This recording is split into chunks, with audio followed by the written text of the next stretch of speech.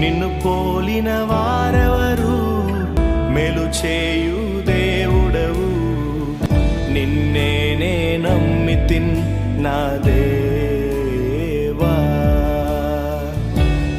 నిన్నే నా జీవితమునకు ఆధారము చేసి కొంటిని. నీవు లేని జీవితమంతా వ్యర్థముగా